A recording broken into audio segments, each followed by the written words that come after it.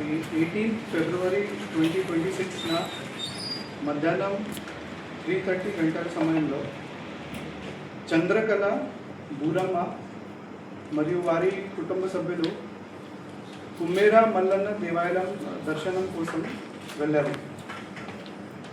వారి చెప్పిన ప్రకారం శ్రీనివాస్ రెడ్డి డబ్బు అడగడం మరియు వారిని ఆపడం జరిగింది అని చెప్పారు.